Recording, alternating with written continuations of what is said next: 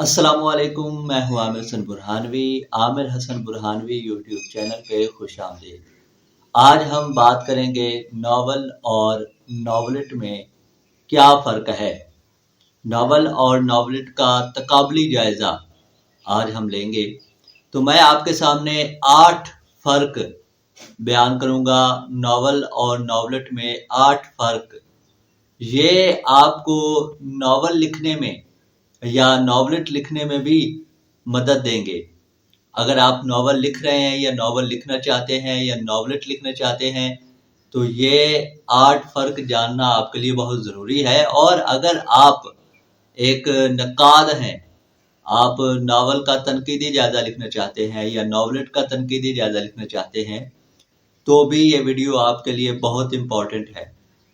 वैसे तो नावल के तनकीदी जायज़ा लिखने पर मेरे इस चैनल पर और भी वीडियोस मौजूद हैं। डिस्क्रिप्शन में उनका लिंक भी दिया गया है, आप वो देख सकते हैं और जान सकते हैं कि किसी नावल का तनकीदी जायज़ा कैसे लिखा जाता है।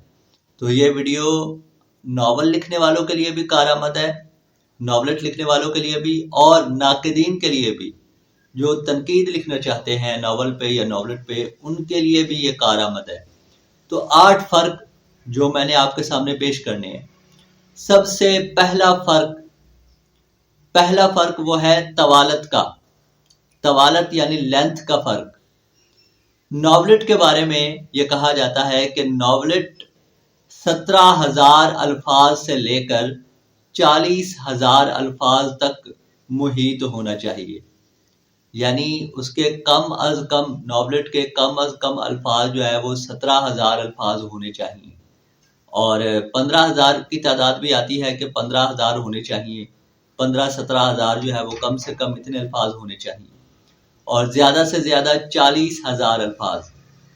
अगर हम इसको सफ़हात पे ले जाना चाहें तो कम अज़ कम जो नॉवलेट है वो 60-70 सफ़हात का कम अज़ कम इतना तो होना चाहिए और ज़्यादा से ज़्यादा 200 सफ़हात तक, 150 से 200 सफ़हात तक जो है वो जाना चाहिए। तो 60-70 सफ़ों से लेकर तकरीबन 250 या 200 पेजेस के राउंड अबाउट का जो है वो नॉवलेट होता है। और अगर इससे ज़्यादा हो जाए तो फिर वो नॉवलेट नहीं रहेगा, फिर वो नावल बन जाएगा। नावल में अल्फाज की तादाद मुअय्यन नहीं है। हम ये नहीं कह सकते कि भाई इतने अल्फाज पर होना चाहिए या इतने पेजेस पर होना चाहिए। कई 100 पेजेस पर भी एक नावल जो है वो मुश्तमिल हो सकता है। अच्छा, उसके बाद जो दूसरा फ़र्क है वो है जी प्लॉट का। प्लॉट कहते हैं कहानी, जो एक नावल की बुनियाद है, नावल या अफसाना या नॉवलेट, उसकी जो बुनियाद है वो कहानी पर मुश्तमिल होती है।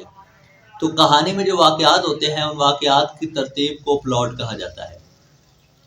अब नावल का जो प्लॉट होता है, याद रखें नावल, जैसा कि हमने पहले देखा कि नावल तवील होता है, लिहाजा एक नावल के अंदर एक या एक से ज़्यादा कहानियाँ चल रही होती हैं, ज़ैली कहानियाँ भी चल रही होती हैं।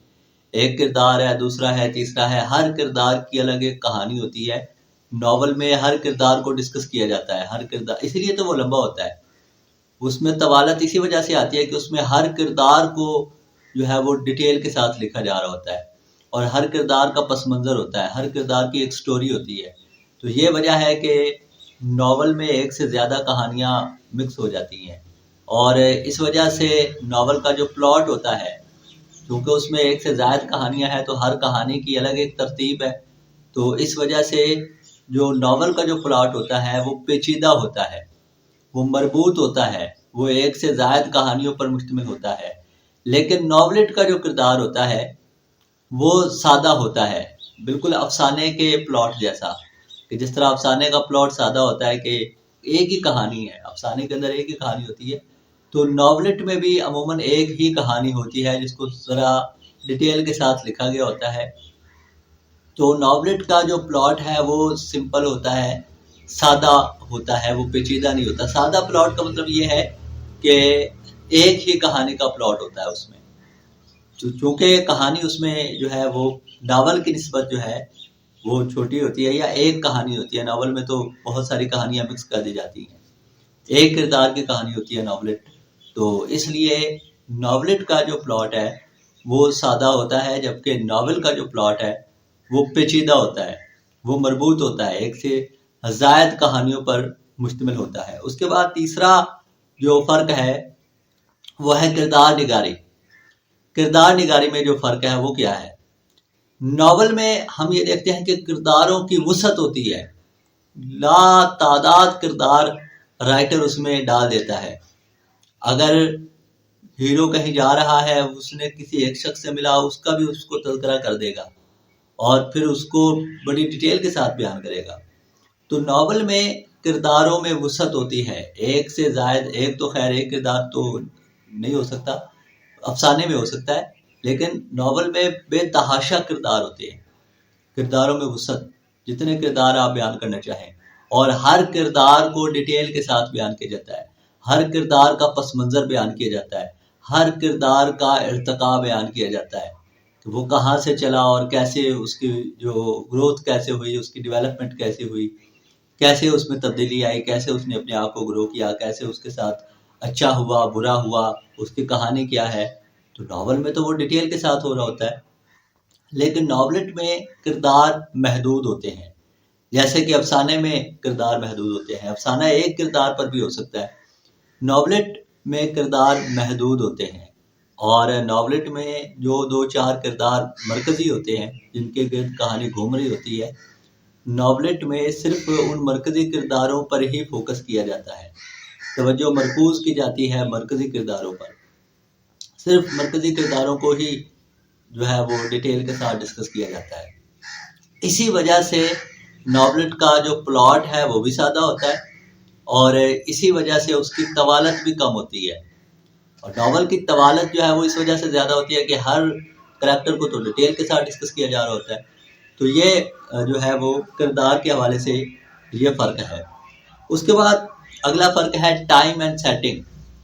ٹائم اینڈ سیٹنگ کا کیا مطلب ہے؟ ٹائم اینڈ سیٹنگ کا مطلب یہ کہ ناول، اگر ہم کوئی بھی ناول پڑھتے ہیں تو اس ناول میں ایک کہانی جو ہے وہ کسی بھی ماحول میں آ سکتی ہے۔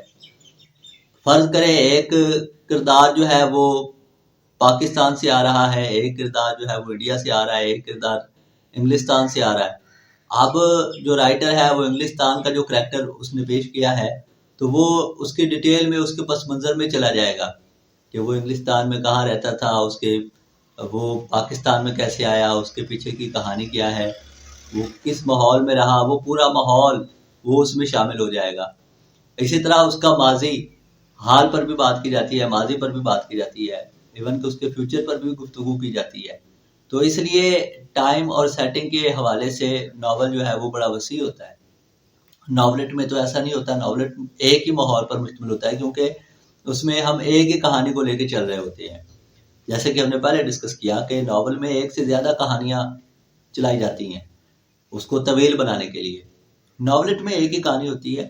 تو اس لیے ناولٹ کے جو ٹائم اور سیٹنگ ہے تو اس میں ایک ہی ماحول ہوتا ہے، زیادہ تر جو کردار ہوتے ہیں وہ ایک ہی ماحول سے تعلق رکھتے ہیں اور ایک ہی ٹائم، ماضی یا حال اس میں جو ہے وہ قید ہوتے ہیں۔ زیادہ تر زمانہ حال کی بات کی جاتی ہے، تاہم اس کا ماضی بقدر ضرورت پیش کیا جاتا ہے۔ ایک کردار جس پہ مرکزی کردار جس پہ فوکس کیا جا رہا ہوتا ہے اس کا ماضی بھی بیان کیا جاتا ہے، لیکن وہ بہت کم، اپنا لمیٹڈ، ٹھیک ہے، شارٹ سا اس کا جو ہے وہ ایک انٹرو ٹائپ اس کا ماضی ہوتا ہے۔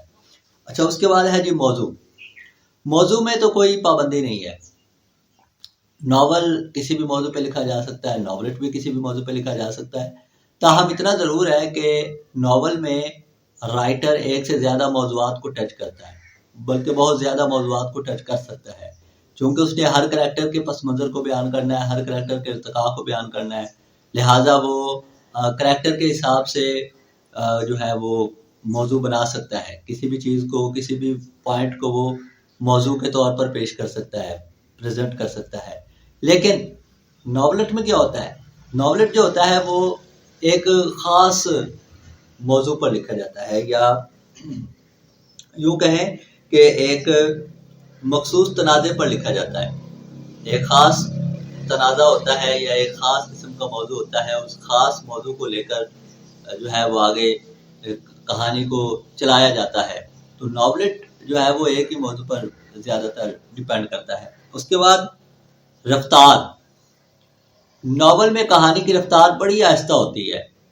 کہانی بہت سلو چلتی ہے، آہستہ آہستہ آگے بڑھتی ہے، بہت سلو ہوتی ہے. کرداروں کی ڈیٹیل آ جاتی ہے، کرداروں کے حالات آ جاتے ہیں. کہانی وہیں کھڑی ہوتی ہے اور ایک نیا کردار جب انٹری مارتا ہے تو ناول نگار جو ہے وہ اس کردار کے بارے میں بتانا شروع کر دیتا ہے. اس وجہ سے کہانی کی جو رفتار ہے وہ بہت زیادہ سلو ہو جاتی ہے. جو پڑھنے والا ہے وہ بہت جلدی اختتام تک نہیں پہنچ پاتا. اسی لیے تو ناول طویل ہوتا ہے. لیکن ناولٹ کی جو رفتار ہے وہ ناول کے قدرے زیادہ تیز ہوتی ہے اور کہانی جلد از جلد اپنے منطقی انجام تک پہنچ رہی ہوتی ہے. جو ریڈر ہوتا ہے، قاری ہوتا ہے، وہ بہت جلد اختتام تک پہنچ جاتا ہے. تو ناول کی رفتار جو ہے وہ آہستہ ہوتی ہے، ناول میں کہانی کی رفتار آہستہ ہوتی ہے اور ناولٹ میں کہانی کی رفتار جو ہے وہ تیز ہوتی ہے. اس کے بعد ہم بات کرتے ہیں مطالعہ. ریڈنگ کے حوالے سے اگر ہم دیکھیں تو ناول کو کئی نشستوں میں پڑھا جاتا ہے. بہت زیادہ، مطلب اگر آج آپ نے ناول شروع کیا ہے تو آپ کو اس ناول کے ختم کرنے میں کئی مہینے بھی لگ سکتے ہیں. 1 مہینہ بھی لگ سکتا ہے، 1 سے زیادہ مہینے بھی لگ سکتے ہیں. اب جیسے کہ دیوتا ناول ہے اور وہ اتنا طویل ہے، آپ کو اس کے ختم کرنے میں کافی ٹائم لگے گا. تو ناول طویل بہت زیادہ ہوتا ہے، لہٰذا اس کو ہم کئی نشستوں میں پڑھتے ہیں. لیکن ناولٹ کو 1 یا 2 نشستوں میں پڑھا جا سکتا ہے. 1 نشست میں تو ممکن نہ ہو، لیکن 2 نشستوں میں، 2 یا 3 نشستوں میں ہم اس کو پڑھ ڈالتے ہیں. مثال کے طور پر اگر 150 صفحات کا ایک ناولٹ ہے تو وہ 1 نشست میں، اگر کوئی کتابی کیڑا ہے جس کو شوق ہوتا ہے پڑھنے کا، تو ممکن ہے کہ وہ 1 ہی نشست میں پڑھ لے. لیکن 2 نشستوں میں، کم از کم 2 نشستوں میں تو 2 یا 3 نشستوں میں ایک ناولٹ بآسانی پڑھا جا سکتا ہے. تو یہ ریڈنگ کے حوالے سے اس کا کمپیرزن ہے. اچھا، اس کے بعد last but not the least, effect, تاثر کے لحاظ سے ناول کیسا ہوتا ہے. ناول میں چونکہ موضوعات کی وسعت ہوتی ہے، ناول ایک وسیع میدان ہے، تو ناول جو ہے وہ قاری کا ہاتھ پکڑ کر ایک بہت بڑے منظر نامے پہ لے جاتا ہے. لہٰذا اس کا جو تاثر ہے وہ بہت وسیع قسم کا ہوتا ہے اور اس میں کسی ایک موضوع پہ بات نہیں ہو رہی ہوتی، کسی ایک مسئلے پہ بات نہیں ہوتی، کوئی ایک مسئلہ بیان نہیں کیا جاتا. تو ایک بہت بڑا منظر نامہ ہوتا ہے جس کی طرف قاری جو ہے وہ بڑھتا ہے.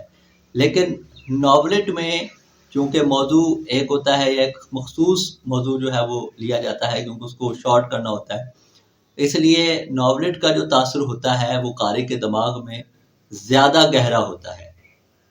تو یہ ناول اور ناولٹ میں فرق ہے جو میں نے آپ کے ساتھ ڈیٹیل کے ساتھ بیان کیا ہے.